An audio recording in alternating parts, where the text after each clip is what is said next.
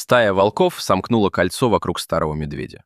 Казалось, исход этой встречи уже предрешен, и у хищников не осталось никаких препятствий на пути к добыче. Однако в самый критический момент произошло событие, которого не ожидал никто. В отдаленных уголках Камчатского заповедника долгие годы жил бурый медведь по имени Тайгун. Когда-то его считали настоящим хозяином здешних мест.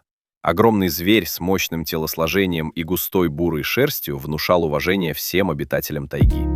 Его тяжелые шаги были хорошо знакомы лесу, а большинство животных предпочитало обходить его стороной. Даже волки старались не вступать с ним в конфликт, понимая, насколько опасным противником он может оказаться. Но время не щадит никого. С каждым годом Тайгун становился все менее подвижным. Его прежняя сила постепенно уходила, а охота требовала гораздо больше усилий, чем раньше.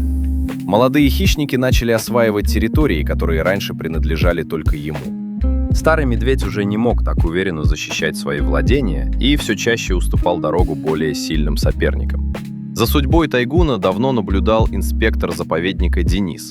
Он хорошо знал этого медведя и не раз видел его издалека во время патрулирования. Мужчина помнил времена, когда зверь выглядел непобедимым, поэтому ему было особенно тяжело замечать, как возраст постепенно берет верх над некогда грозным хозяином леса. В один холодный и пасмурный день Тайгун медленно двигался вдоль каменистого берега реки. Несколько неудачных дней без добычи сильно ослабили его. Медведь выглядел уставшим и изможденным. В этот момент на склоне появились волки. Сначала показались несколько силуэтов, затем их стало больше. Очень скоро стало понятно, что это целая стая.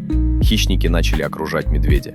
Они двигались осторожно, сохраняя дистанцию, но постепенно сужая кольцо. Тайгун остановился и внимательно следил за каждым движением противников. Он понимал опасность ситуации.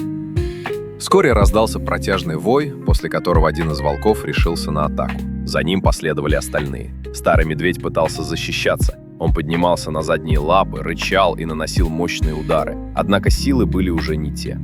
Волки действовали слаженно и настойчиво. Они нападали с разных сторон, не позволяя противнику сосредоточиться на одном направлении. Постепенно положение Тайгуна становилось все более тяжелым. Казалось, что исход схватки уже определен. Но именно тогда неподалеку раздался звук двигателя. По лесной дороге двигался патрульный автомобиль заповедника. За рулем находился Денис вместе с коллегами. Увидев происходящее, инспектор мгновенно оценил ситуацию и понял, что времени на раздумье нет. Чтобы отпугнуть стаю, он запустил сигнальную ракету. В небо взметнулась яркая вспышка, сопровождаемая громким хлопком. Неожиданный шум нарушил планы волков. Испугавшись резкого света и звука, хищники начали отступать. Через несколько мгновений стая скрылась среди деревьев, оставив медведя лежать на земле. Тайгун тяжело дышал и почти не двигался.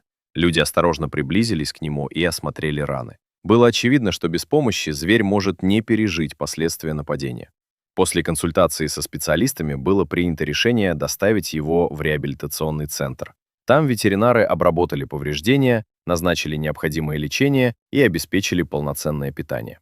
Первое время медведь относился к людям настороженно, однако постепенно привык к заботе. День за днем его состояние улучшалось. Раны заживали, возвращались силы, а внешний вид становился заметно лучше. Спустя несколько недель Тайгун уже уверенно передвигался по просторному вольеру. Его шерсть вновь стала густой и ухоженной, а взгляд приобрел прежнюю уверенность.